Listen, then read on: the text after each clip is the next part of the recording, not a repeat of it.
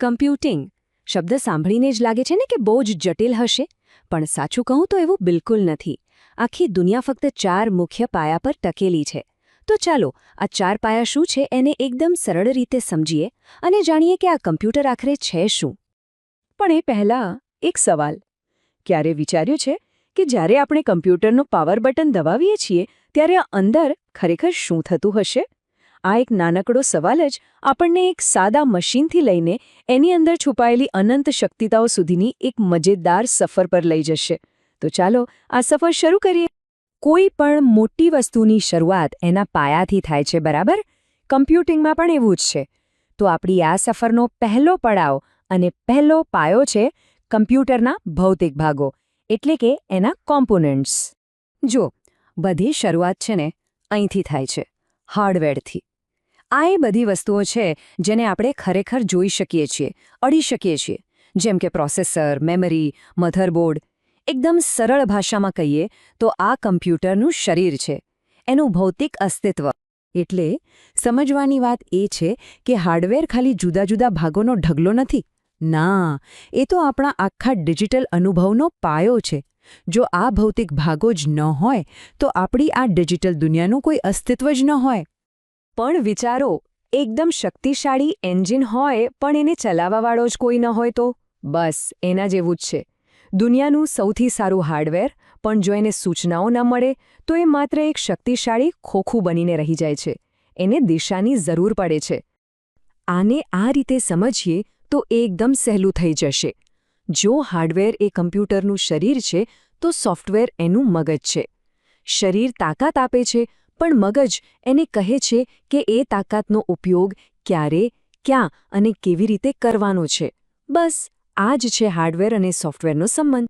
અને બસ આ જ વાત આપણને લઈ જાય છે આપણા બીજા પાયા તરફ, સોફ્ટવેર.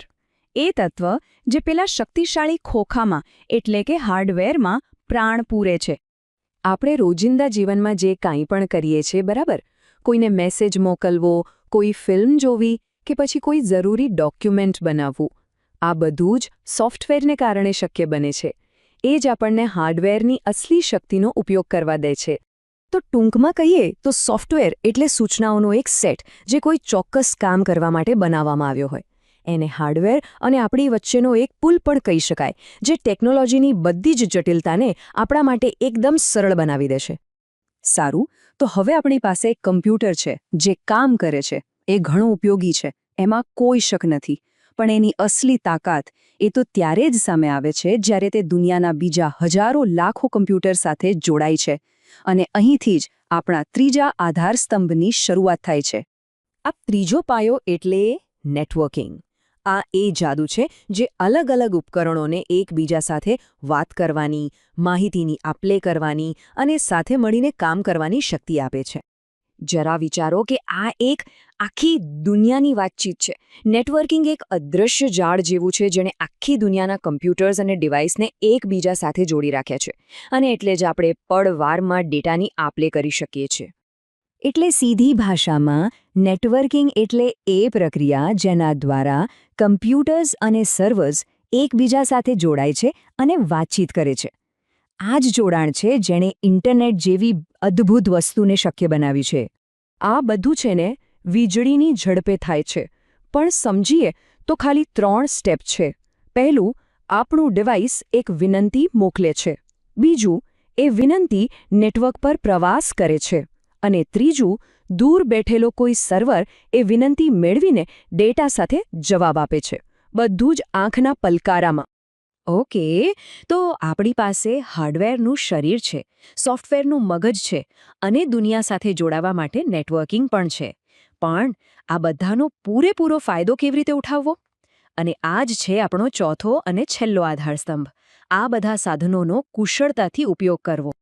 જુઓ, કમ્પ્યુટર ખાલી ચલાવવું એ એક વાત છે અને એના પર મહારત મેળવવી એ બીજી વાત છે.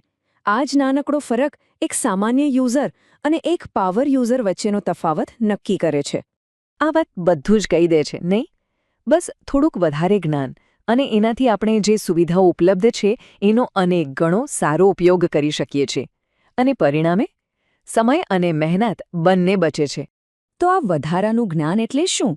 એટલે કે કીબોર્ડ શોર્ટકટ્સ શીખવા, પોતાની ફાઇલોને વ્યવસ્થિત રીતે ગોઠવવી કે પછી સેટિંગ્સને પોતાની જરૂરિયાત મુજબ બદલવા. આ બધી નાની વસ્તુઓ છે, પણ એનાથી કામ કરવાની ઝડપ અને ક્ષમતામાં ઘણો મોટો સુધારો આવે છે. તો ચાલો બધું ભેગું કરીએ. હાર્ડવેર એટલે કે શરીર, સોફ્ટવેર એટલે કે મગજ, નેટવર્કિંગ એટલે કે જોડાણ, અને આ બધાનો કુશળતાપૂર્વક ઉપયોગ કરવાની જાણકારી. આ ચારેય વસ્તુઓ જ્યારે ભેગી થાય છે ત્યારે એક એવી શક્તિશાળી સિસ્ટમ બને છે જે આપણી આંગળીના ટેરવે હોય છે. તો હવે જ્યારે આ 4 પાયા આપણા મગજમાં એકદમ સ્પષ્ટ છે, ત્યારે સવાલ એ થાય છે કે આગળ શું? કયા વિષયમાં વધારે ઊંડાણપૂર્વક જાણવું છે? હાર્ડવેરની દુનિયામાં, સોફ્ટવેરની રચનામાં, નેટવર્કિંગના જાળામાં કે પછી પોતાની કુશળતાને એક નવા સ્તરે લઈ જવામાં? પસંદગી કરવાની છે, કારણ કે આ સફર તો હજી શરૂ જ થઈ છે.